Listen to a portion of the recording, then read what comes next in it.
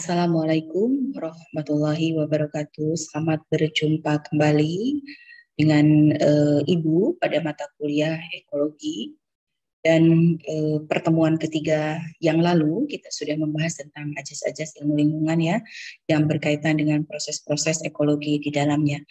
Baik, hari ini Ibu akan membahas tentang organisasi kehidupan ekologi dan faktor-faktor lingkungan. Nah, yang pertama adalah ilmu lingkungan dan ekologi. Mari kita lihat. Lingkungan hidup itu adalah kesatuan ruang dengan semua benda, gaya, dan keadaan yang terdapat dalam suatu ruang tempat organisme itu berada dan saling mempengaruhi. Nah, kemudian ekologi adalah dasar dari pokok ilmu lingkungan. Nah, struktur organisme di dalam atau struktur organisasi di dalam kehidupan ekologi, yang pertama adalah individu, yang kedua adalah populasi, yang ketiga adalah komunitas, kemudian ekosistem, lalu bioma dan biosfer. Nah, apa itu individu, populasi, komunitas, ekosistem, bioma dan biosfer? Mari kita lihat beberapa contoh organisasi kehidupan pada tingkat yang tadi Ibu jelaskan. Yang pertama pada tingkat individu. Organisasi kehidupan pada tingkat individu ini merupakan organisasi yang tersusun oleh kumpulan-kumpulan sistem organ. Lalu adanya berbagai sistem organ yang memiliki fungsi berbeda membuat suatu individu mampu melakukan fungsi hidupnya dengan baik. Lalu setiap individu memiliki ciri-ciri yang berbeda.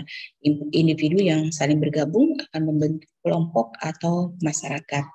Nah, kemudian individu ini akan memiliki karakteristik yang sama dengan kelompok di mana dirinya bergabung. Nah, coba kita lihat di sini ada dua gambar yang Ibu ambil sebagai sampel daripada tingkat individu. Bahwa yang dikatakan individu itu adalah kalau dilihat dari spek ini adalah unit terkecilnya kan adalah sel.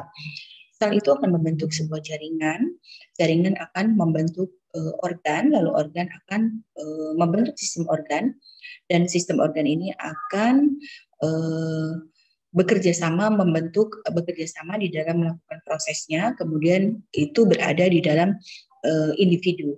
Nah, kita lihat untuk tanaman dulu ya.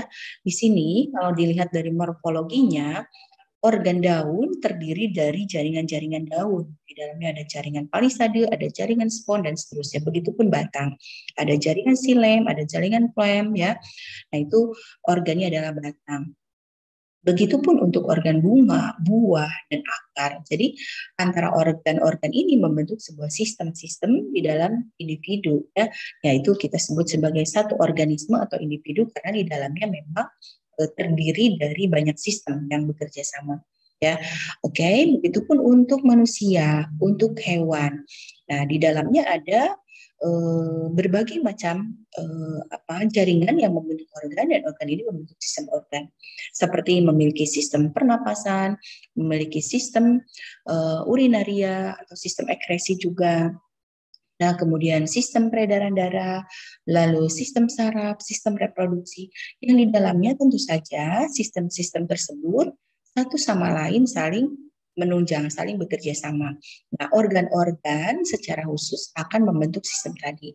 Misalkan untuk sistem pencernaan, maka dimulai dari mulut, kerongkongan, kemudian lambung, usus, anus. Nah, itu adalah organ-organ yang berperan di dalam sistem pencernaan. Begitupun untuk sistem yang lain. Jadi organisasi kehidupan pada tingkat individu itu dibentuk oleh sistem-sistem organ. Ya, oke. Kemudian organisasi kehidupan pada tingkat populasi. Organisasi kehidupan pada tingkat populasi ini terbentuk oleh spesies atau individu-individu yang sejenis. Nah, populasi itu merupakan kelompok yang terdiri atas spesies sejenis atau sama yang mendiami suatu habitat. Ya, kemudian Ibu berikan penjelasan di sini, ya, karena karakteristik dari spesies-spesies itu ada yang memiliki karakteristik berkumpul, ya, ada juga yang memiliki karakteristik terpisah-pisah. Salah satu contoh yang memiliki karakteristik berkumpul seperti pada apes ini adalah jenis burung tertentu, misalnya burung bangau, itu akan membentuk populasi-populasi yang sejenis yang mendiami satu tempat. Nah, seperti populasi gajah itu berkumpul dalam suatu kawasan atau dalam suatu wilayah. Gajah ini misalkan lebih suka pada daerah-daerah yang lebih memberikan sarana penyediaan untuk makanan. Jadi ruang mereka itu lebih suka di padang rumput yang diselingi dengan tanaman-tanaman. Ya, salah satunya adalah populasi gajah ini.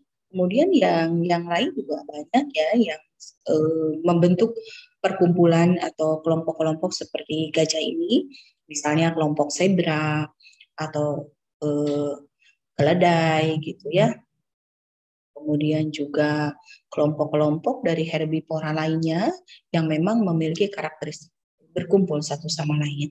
Tentu ini ada maksudnya, mereka dengan berkelompok ini akan menyusun kekuatan karena memang di suatu kawasan itu akan terjadi sebuah rantai makanan di mana produsen dikonsumsi oleh konsumen tingkat pertama oleh tingkat kedua oleh tingkat ketiga. Jadi di situ ada yang berstatus sebagai herbivora, kemudian ada yang status dari produsen ya, kemudian herbivora, kemudian ada pemakan. Konsumen tingkat ketiga ini biasanya pemakan daging ya, seperti harimau itu disebut karnivora, kemudian juga ada dekomposer yang menguraikan ya, apabila organisme itu mati diuraikan oleh dekomposer. Nah, jadi saya katakan sekali lagi, berkoloni itu atau berkelompok itu untuk menyusun sebuah kekuatan untuk meminimalisir mangsa. Jadi predator seperti harimau, serigala, karena mangsanya adalah gajah, misalnya zebra, kemudian tadi keledai misalnya, ya, itu berkumpul untuk menyusun kekuatan sehingga bisa meminimalisir dari serangan-serangan pemangsa. Oke, berikutnya adalah karakteristik dari populasi itu apa saja. Pertama nih, memiliki kepadatan atau densitas ya, yaitu jumlah seluruh individu pada setiap satuan ruang, baik luas maupun volume. Kemudian pola persebarannya, setiap populasi suatu spesies makhluk hidup memiliki pola persebaran yang berbeda atau tertentu dari individu-individu yang ada di dalamnya. Nah, pola persebaran individu dalam suatu populasi ini dapat berkelompok. Yang tadi saya katakan adalah kaumfil ya, contohnya populasi gajah. Kalau di perairan itu berkoloni ya, seperti ikan teri, misalnya itu berkumpul satu spesies membentuk perkumpulan tertentu. Itu kaumfil ya. Lalu merata uniform ya, contohnya populasi di sawah ini. Kalau tanaman seperti padi ditanam itu karakteristiknya sama semua. Nah, itu disebut individu-individu tadi ini atau organisme tadi ini membentuk sebuah populasi. Ya, oke. Kemudian sembarang atau acak, contohnya populasi laba-laba di kebun. Nah, itu tidak berkumpul, tetapi mereka menempati satu wilayah secara acak. Itulah karakteristik dari populasi ya. Lalu selanjutnya adalah dari karakteristik populasi ini adalah struktur umur suatu populasi makhluk hidup ini terdiri dari individu-individu yang menempati struktur umur berbeda-beda ya. Dinamika suatu populasi selalu berubah atau populasi itu bersifat dinamis. Kenapa demikian? Itu tadi tergantung dari faktor-faktor fisik yang mendukungnya. Lalu bahwa pertumbuhan suatu populasi memiliki pola pertumbuhan tertentu secara eksponensial, yaitu secara eksponensial ini tumbuh secara cepat ya, melebihi daya dukungnya atau carrying capacity ya. Nah, kemudian terjadi sigmoid. Sigmoid ini adalah tumbuh cepat ya, mencapai daya dukung kemudian turun juga dengan cepat. Jadi di sini sigmoid tumbuh dengan cepat ya, kemudian nanti akan mengalami penurunan juga dengan cepat dalam kurun waktu tertentu. Oke, berikutnya adalah organisasi kehidupan tingkat komunitas ya. Beberapa populasi organisme yang hidup bersama-sama pada suatu waktu menempati wilayah tertentu itu disebut komunitas. Sebuah komunitas terikat pada suatu unit oleh saling ketergantungan dari anggota-anggotanya, yang merupakan unit fungsional dan mempunyai struktur yang pasti. Contohnya ya, komunitas sungai terdapat populasi katak. populasi ikan, lalu populasi plankton, baik zooplankton maupun fitoplankton. Jadi banyak terdiri dari populasi-populasi yang mendiami sebuah wilayah tertentu. Nah, itu adalah komunitas. Misalnya sawah juga boleh dikatakan sebuah komunitas ya. Kenapa? Karena di dalamnya ada populasi padi, ada populasi kata, kemudian juga ada populasi rumput liar, dan seterusnya. Atau mungkin juga ada populasi-populasi tanaman palawija. Itu juga akan membentuk sebuah komunitas. Nah, jadi organisasi kehidupan tingkat komunitas itu di dalamnya terdapat dari lebih satu populasi. Misalnya di dekat sebuah danau, misalnya ya, kita akan menemukan populasi burung bangau, ada populasi zebra, ada populasi gajah, ada populasi jerapah, kemudian juga di situ ada populasi tumbuhan, ya, kemudian juga ada populasi-populasi yang membuat daya dukung mereka itu bisa ada di dalam sebuah komunitas tersebut.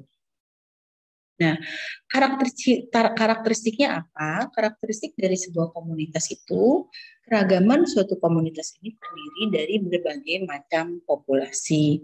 Nah, stabilitas komunitas sangat dipengaruhi oleh lingkungan. Jadi, biasanya akan semakin banyak ya populasi per populasi berada dalam suatu wilayah apabila faktor fisiknya mendukung, seperti adanya faktor abiotik seperti air untuk kebutuhan minum, kemudian rumput untuk kebutuhan makan, tanaman.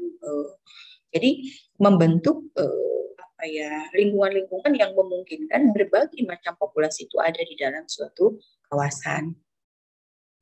Kemudian struktur tropik di dalam suatu komunitas terjadi hubungan interaksi antara spesies yang satu dengan spesies yang lainnya.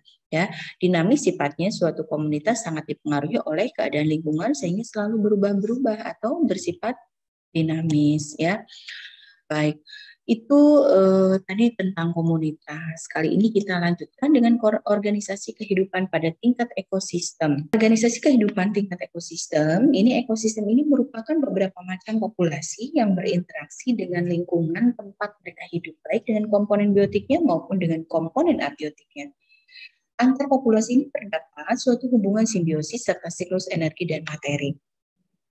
Hubungan simbiosis yang dimaksud bisa simbiosis saling menguntungkan yaitu mutualisme, bisa simbiosis salah satu diuntungkan yaitu komensalisme, dan salah satu dirugikan yaitu parasitisme. Dan ada hubungan yang satu sama lain tidak saling berpengaruh yaitu neutralisme. Nah, jadi hubungan-hubungan ini ada di dalam sebuah ekosistem. Selain itu juga ada misalnya yang kita sebutkan tadi ya sempat ada yang istilah predator mangsa. Predator mangsa itu ya predatornya adalah pemakan dan mangsanya adalah yang dimakan. Kemudian siklus energi dan materi karena terkait dengan makanan, kemudian kebutuhan-kebutuhan akan makanan tersebut dibentuk dalam sebuah siklus sehingga kita bisa gambarkan bagaimana hubungan-hubungan tadi dalam bentuk piramida energi, kemudian dalam bentuk rantai makanan ya. Sehingga di sini siklus energi ini kan terjadi melalui suatu peristiwa makan ya, yang membentuk sebuah rantai makanan dan jaring-jaring makanan. Rantai makanan itu ya tadi produsen ya, kemudian ada konsumen 1, ada konsumen 2, ada konsumen 3, lalu dekomposer. Begitupun istilahnya kita sebut kalau produsen dimakan oleh pemakan pertama yaitu pemakan tumbuhan kita sebut herbivora. Lalu pemakan tingkat konsumen pertama kita sebut karnivora. Begitupun ya dekomposisi, jika mati akan di dekomposer, akan didekomposisi oleh dekomposer maksudnya. Lalu jaring-jaring makanan. Kalau jaring-jaring makanan ini terdapat lebih dari satu rantai makanan. Saya contohkan, produsennya adalah padi. Padi bisa dimakan oleh belalang, belalang bisa dimakan oleh burung pemakan belalang, lalu burung pemakan belalang bisa dimakan oleh ular, ular dimakan oleh elang, lalu elang mati atau organisme yang lainnya mati akan didekomposisi oleh dekomposer atau pengurai.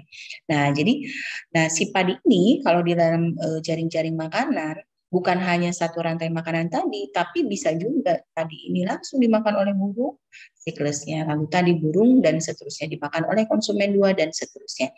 Atau misalnya di situ padi eh, dimakan misalnya oleh tikus, tikus sama ya, misalkan dimakan oleh kucing dan seterusnya.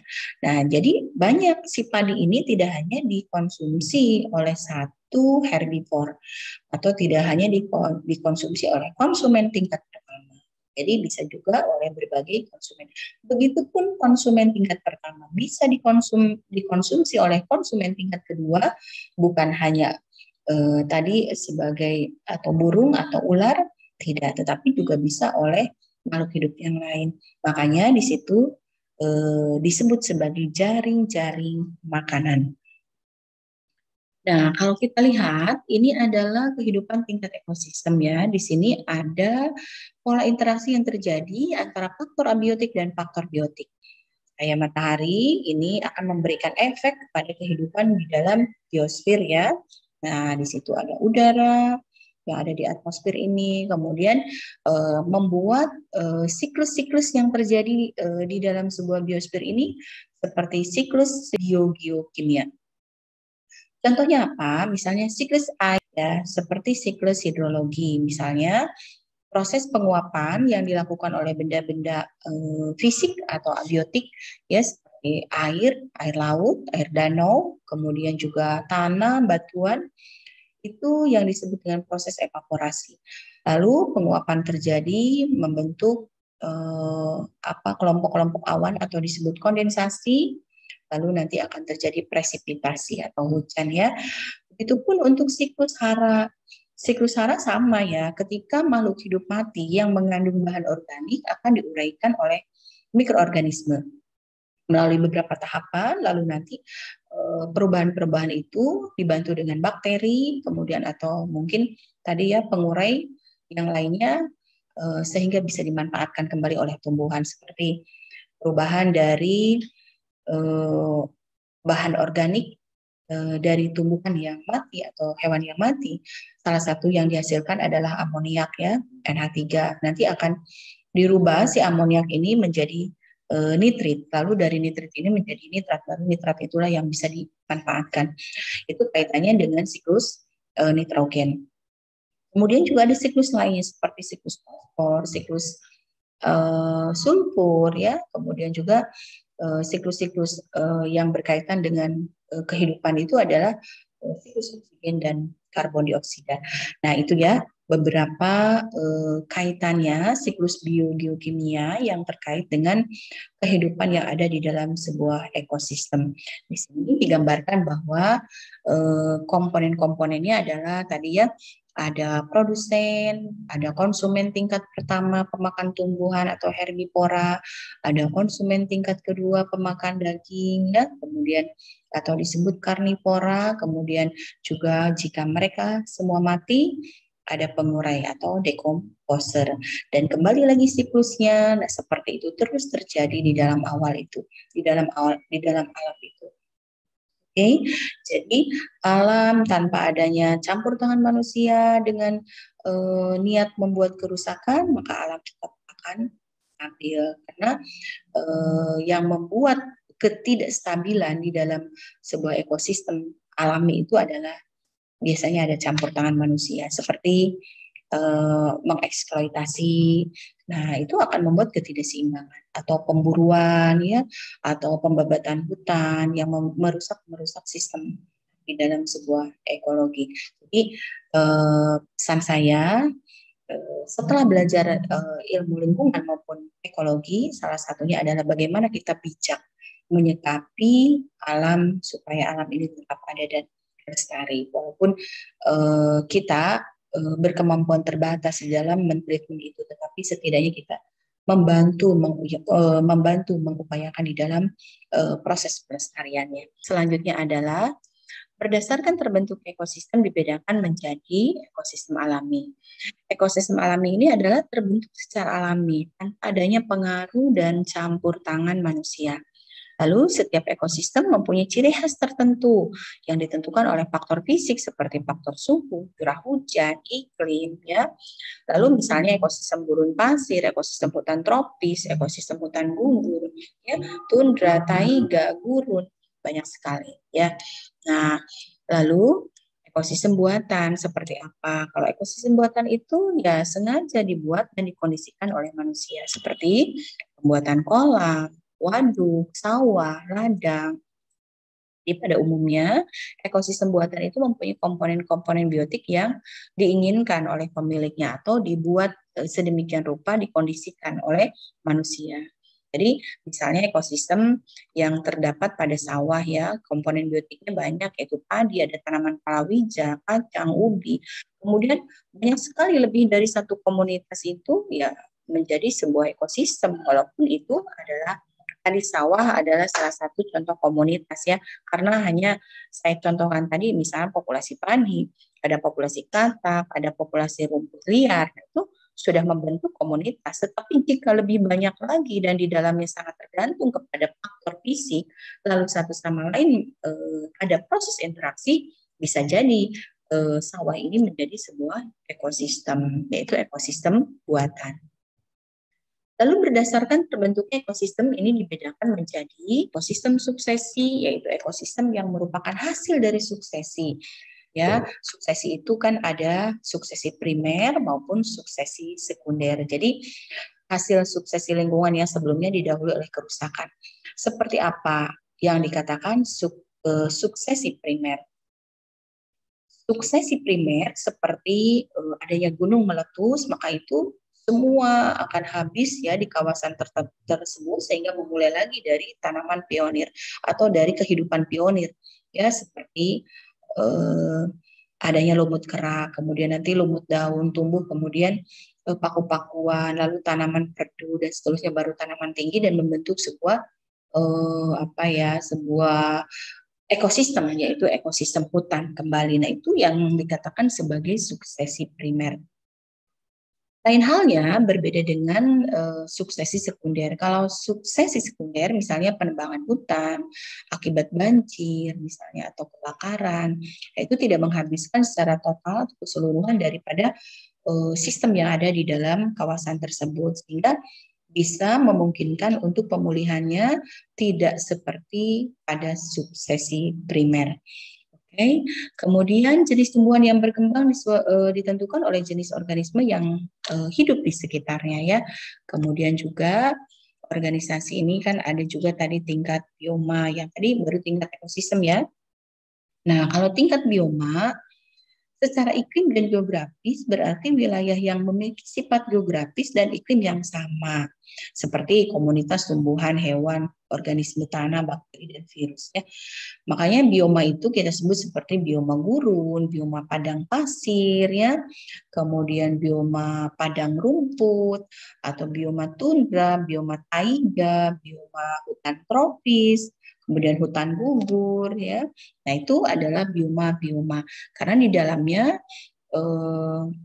secara iklim dan geografis memiliki karakteristik tertentu. Yang tentu saja ini membawa kepada karakteristik populasi dan juga komunitas yang membentuk di dalam wilayah tersebut disebabkan karena faktor fisik dan habitat yang ada di wilayah tersebut berdasarkan perbedaan iklim dan letak geografisnya. Lalu terdapat dua macam bioma, yaitu bioma akuatik, air, dan bioma terestrial, darat. Itu secara umum ya. Dan akuatik air itu, akuatik atau air itu adalah seperti bioma laut ya. Tentunya yang terestrial, darat itu banyak macamnya yang tadi saya jelaskan, ada tundra, ada taiga, kemudian juga ada hutan gugur, kemudian ada hutan tropis, ya, kemudian juga ada padang rumput, kemudian juga ada gurun. Nah, ini adalah organisasi tingkat bioma. Di sini tampak ada gurun, padang rumput, taiga, hutan tropis, hutan gugur, dan tundra, ya. Oke, organisme tingkat biosfer ini bahwa biosfer merupakan suatu mosaik lingkungan di mana beberapa faktor abiotik mempengaruhi persebaran dan kelimpahan daripada organisme, juga faktor-faktor fisik seperti suhu, kualitas, dan ketersediaan air, intensitas cahaya matahari, angin, karakteristik tanah, dan gangguan yang kurang dapat diprediksi sebelumnya seperti terjadinya kebakaran, misalnya, atau bencana-bencana alam lainnya. Lalu iklim global dan musim ini dibentuk oleh masukan energi matahari dan rotasi bumi yang mengelilingi matahari. Lalu variasi garis lintang dalam suhu dan presipitasi bertanggung jawab atas persebaran geografis ekosistem yang utama. Sehingga di dalam sebuah bioma yang tadi saya jelaskan itu memiliki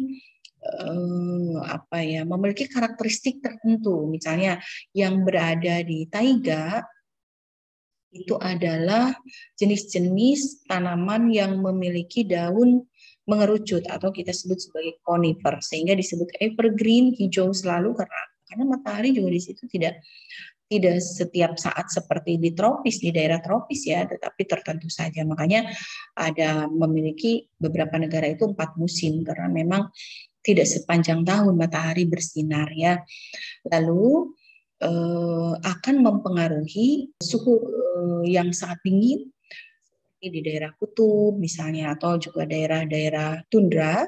Daerah tundra ini juga sangat dingin ya suhunya, sehingga memungkinkan untuk adanya organisme tertentu saja yang ada di sana, misalnya lumut gitu ya, kemudian binatang juga tertentu saja ya yang bisa hidup di dalam cuaca yang sangat dingin. Itu mereka biasanya mempunyai kemampuan-kemampuan untuk melakukan hibernasi atau dia tidur dalam waktu yang sangat lama.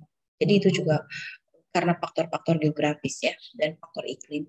Lalu kalau di hutan tropis karena ada di dalam garis khatulistiwa, ini varietas atau biodiversity-nya ini sangat tinggi, sehingga memungkinkan dengan banyaknya varietas dari tanaman ini akan memungkinkan banyaknya juga karakteristik yang berbeda dari setiap individunya yang menempati wilayah tertentu. Makanya dikatakan bahwa negara-negara yang berada pada iklim dan geografis yang berada di dalam khatulistiwa, garis khatulistiwa ini memiliki varietas atau perbedaan-perbedaan dari karakteristik tanaman maupun hewan yang sangat beragam ya. Nah, kemudian kalau di gurun ini kan sangat panas ya, sehingga juga di sana tanaman hanya tertentu, misalnya jenis tanaman seperti kaktus, kemudian hewannya seperti reptil, kemudian juga kalau kita lihat seperti unta. Nah, unta ini mampu menyimpan cadangan air dalam tubuhnya sehingga mampu bertahan pada karakteristik iklim yang panas. Nah, kalau padang rumput, karena ini populasinya banyak sekali rumput, banyak sekali herbivora. Tadi populasi-populasi seperti gajah, misalnya zebra, kemudian keledai, kemudian juga bison, itu pemakan-pemakan rumput yang berada dalam padang rumput, baik savana maupun sabana ya. Nah, jadi karakteristik tersebut adalah merupakan ciri khas baik dilihat dari jenis tanamannya maupun dari jenis penghuni wilayah tersebut ya. Itu karena tadi sekali lagi ada faktor iklim dan letak geografis yang mempengaruhi daripada keragaman yang ada pada suatu wilayah tertentu.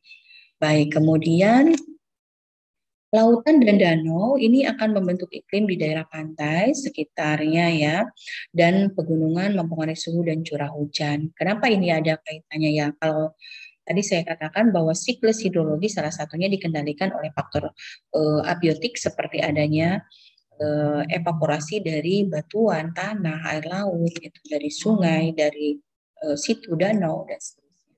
Dan itu akan membentuk tadi ya proses terjadinya siklus hidrologi.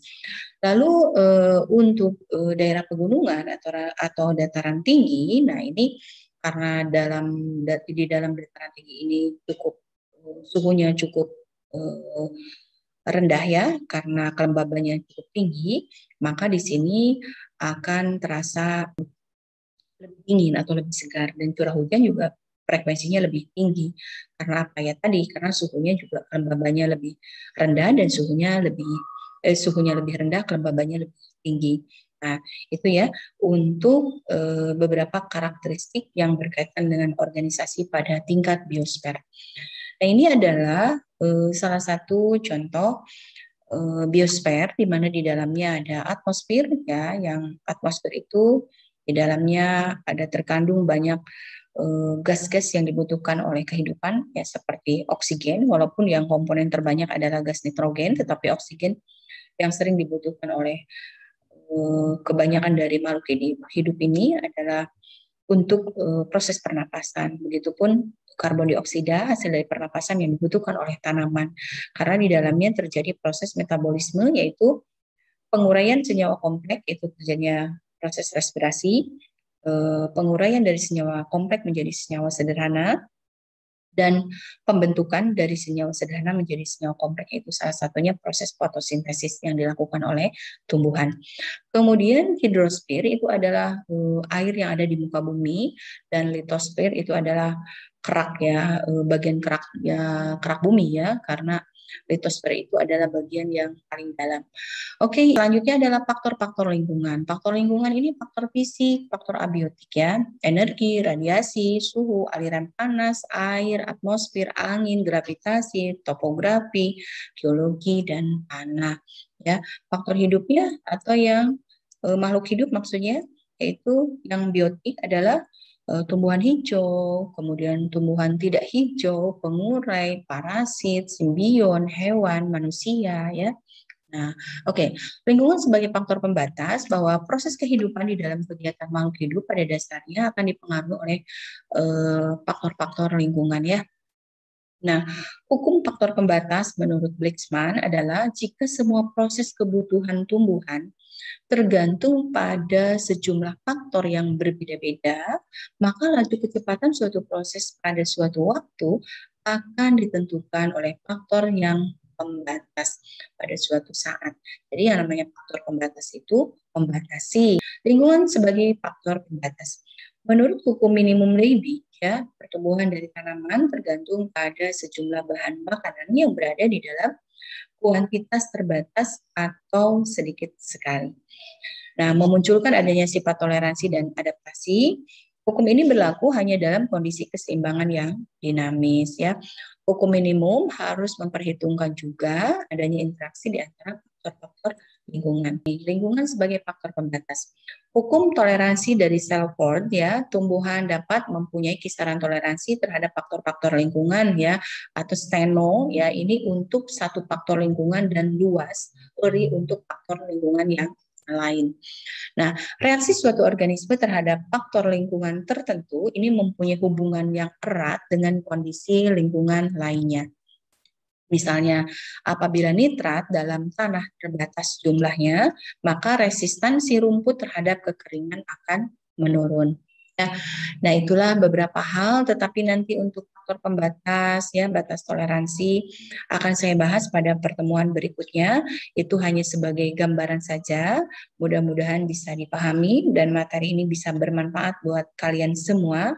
Terima kasih atas perhatiannya. Wassalamualaikum warahmatullahi wabarakatuh.